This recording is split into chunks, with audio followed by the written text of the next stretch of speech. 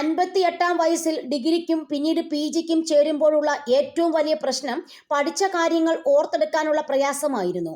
കാസർഗോഡ് മാവുങ്കൽ സ്വദേശി K ബാലകൃഷ്ണൻ അതിനൊരു പരിഹാരം കണ്ടെത്തി.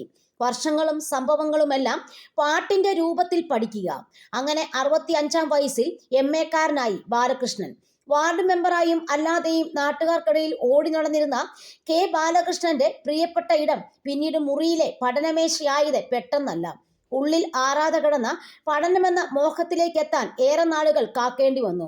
സഹോദരന് വേണ്ടി 10ാം ക്ലാസ്സിൽ പഠിത്തം നിർത്തേണ്ടി വന്ന ബാലകൃഷ്ണൻ ജോലിയെടുത്ത് ചേട്ടനുള്ള പോക്കറ്റ് മണി അയച്ചു കൊടുത്തു.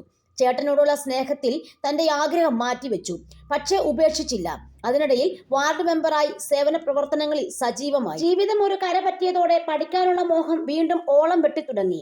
ആർക്കിടെക്റ്റായ സഹോദരൻ K ദാമോദരൻ പൂർണ്ണ പിന്തുണയുമായി കൂടെ നിന്നതോടെ 2015-ൽ തുല്യതാ പരീക്ഷ എഴുതി. അതായിരുന്നു തുടക്കം. പഠനവും അസൈൻമെന്റുകളുമായി പിന്നീട് ലോകം. ഡിഗ്രിക്ക് ശേഷം PGയും സ്വന്തമാക്കി. പ്രായമായ ശേഷം പഠിക്കുമ്പോൾ കുറേ ഗുണങ്ങളുണ്ട്. അധ്യാപകരെ പേടിക്കേണ്ട. എല്ലാ സംശയങ്ങളും ധൈര്യത്തോടെ ചോദിക്കാം. പഠിക്കാൻ പറഞ്ഞുകൊണ്ടുള്ള നിർബന്ധവുമില്ല. ഇഷ്ടത്തിന് പഠിക്കാം. ബാലകൃഷ്ണൻ കണ്ണിറുക്കി ചിരിച്ചു. സഹോദരന്റെ ഓഫീസിൽ സഹായിയായി ജോലി ചെയ്യുമ്പോഴും LLB ആണ് ബാലകൃഷ്ണന്റെ അടുത്ത ലക്ഷ്യം.